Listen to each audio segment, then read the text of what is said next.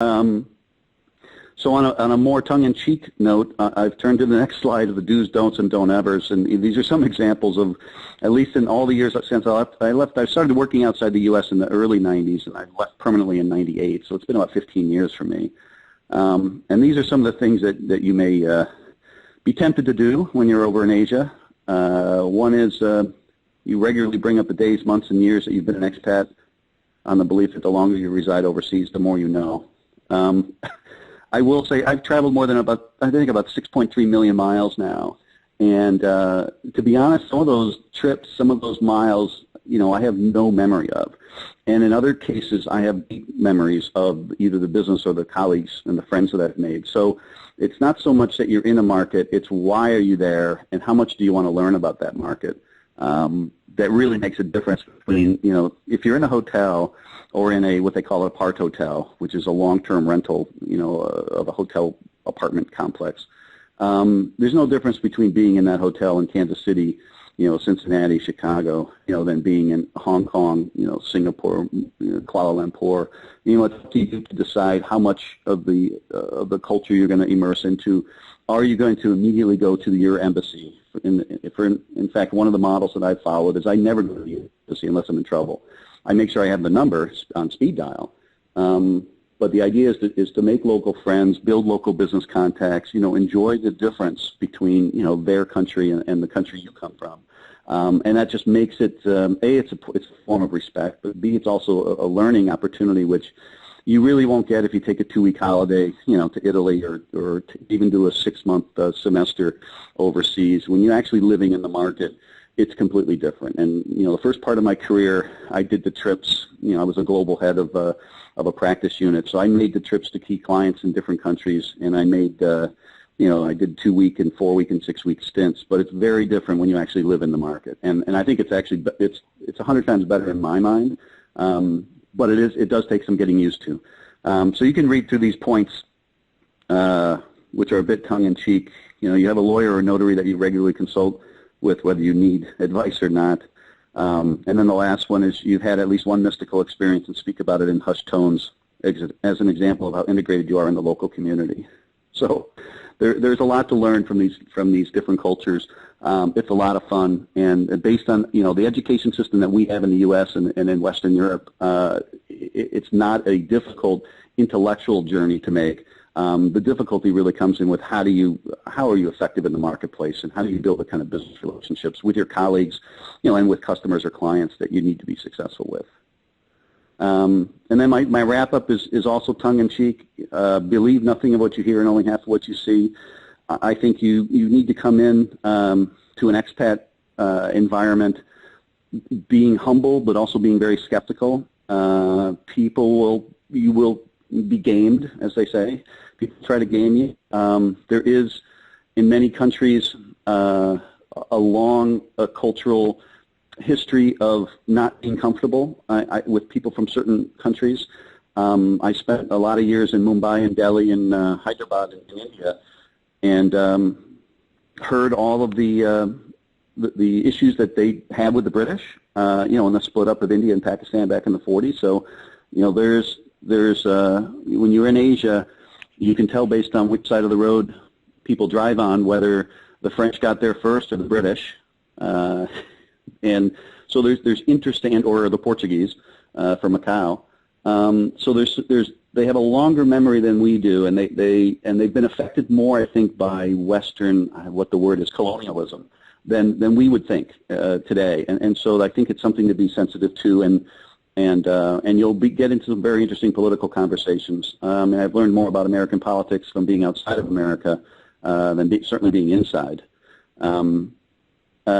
My next point is it is a salad bowl, not a melting pot. The one thing that is different, for example, in Japan, and I could say this about Malaysia and a number of other countries, is we are very blended, we being Americans, very blended. You can walk into an office setting and you will see people from all kinds of different heritages and backgrounds, and that's not the case when you walk into an office in mainland China or in Japan or in Malaysia. At the same time, what you see may look homogenous, but in fact, it's a salad bowl of people from different backgrounds, all aspiring, to get the dream that they've began their careers, achieving and trying to achieve. So it's really important not to, take a broad brush and say, gee, I'm in Japan, everyone's Japanese, they're going to behave this way, and that's not the case. Everyone's behavior is just as unique and heterogeneous as it is in America or in Western Europe. However, the populations are much more homogenous in terms of the way everyone looks. The third point is there's an ism behind everything. My experience has been you will have much more thoughtful conversations, and the conversations will be more important to your career success when you're in these countries than perhaps here in America. I find that we can have a lot of casual conversations here over the water cooler, over a cup of coffee, or after work at a business event. Those conversations tend to take on a much more meaningful role, I think, in your success when you're in Asia. You won't generally socialize with colleagues in the same manner that we do here. People here are comfortable, opening up their wallet and showing pictures of kids. And I've worked with colleagues for over a decade, and very close colleagues, on a daily basis, and never been invited to their home and don't know if they're married or single. So there's a level of privacy which I think is a bit different than the American definition of privacy, and certainly different than the current social media definition of privacy. So I would be prudent in your conversations, depending on whether you're British, American, or Spanish or French or German or what have you. There's going to be some presuppositions that people will have about you, and you'll have to ride through that in order to build a kind of good business relationship or personal relationship with them. And my second to last point is actually based on a lot of learnings I've had. I've lived in, probably 11 countries where I've actually moved and lived, and you don't really understand the culture until you have to call a repairman to your house. And I've had friends that have had experiences launching home improvement projects in the places where they lived in foreign countries, and those generally never go well. Everything takes twice as long and costs twice as much. So I think that if you're going to go and do an expat assignment overseas, look for the corporate relocation services to get you into a place that you don't have to do any work on, because it's going to be hard enough to adjust to the cultural change. You don't need to worry about how to communicate what you need and how to understand what the pricing model is, for certain home services. And then just, my last point, before we open it up for Q&A is something that I've always remember with a smile that Margaret Mead said, is that remember that you're unique just like everyone else. So it's going to be a unique experience for you. It's going to fundamentally, I think, it has for me and has for many of my associates, changed our lives for the better, to be immersed in a different culture and still try to execute successfully the things we learned in university and the things that we're good at in our business careers. And everyone's going through that process.